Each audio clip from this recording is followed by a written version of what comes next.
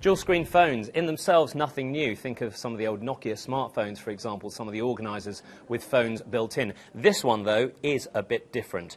This one has a regular capacitive touchscreen display on the front. It's running the latest version of Android called Jelly Bean. On the back, we have an e-paper display, and this uses e-ink technology, effectively injecting through changing voltage different ink into the display to display what you're seeing here. It doesn't use any energy until it changes the display to update the information, so incredibly low power.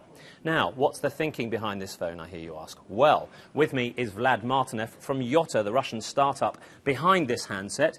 Tell me, Vlad, what were you thinking when you made this phone? It's a fascinating concept. Well, first of all, we came up with this idea 2 years ago, and we were inspired to come up with some innovative user experience and the way how people and users interact with the smartphones. We look at the industry at this time and realize there is pretty much more major manufacturers, they focus on the tech specs race and not really user experience. And there are certain scenarios which is really not so good for the user. For example, when we're running out of battery or the way we got notifications.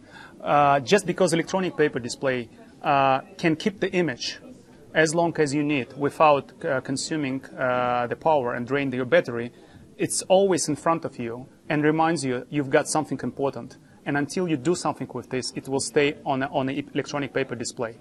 And that's completely changed the way you've got notifications. It's completely changed the way you consume the data because doesn't that make it more distracting as a user experience if the phone is always there with the information always in front of them? There is a fear right now because the phone is off. It's always black. It's a fear there is something important happening there and you're not aware. But with our phone, you are aware if it's important or not. So talk me through some of the scenarios where you envisage people using that second display. For example, I'm in London, I don't know how to get from point A to point B. I open Google Maps and start using the smartphone to get to more point of destination. Suddenly I see the battery is running out, like 1%. I can make one gesture and put this image of the map on an electronic paper display. First of all, it will last longer. I can still use the Google Maps. But when they're completely out of battery, the image stays there.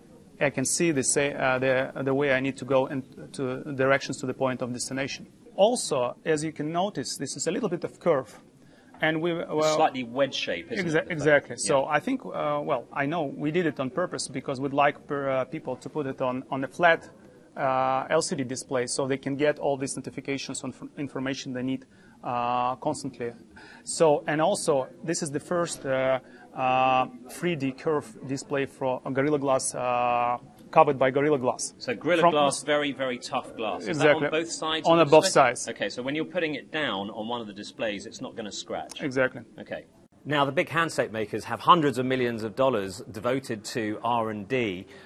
Surely they must have thought of this concept. Why do you think they haven't introduced it? Well, I've been working for big corporations like Microsoft, SAP, and I saw inside how different interesting ideas competing for each other to get funding. And a big company, it's very difficult to be fast enough to respond to the market demands. Vlad Martinev, it's been a pleasure and a really interesting concept.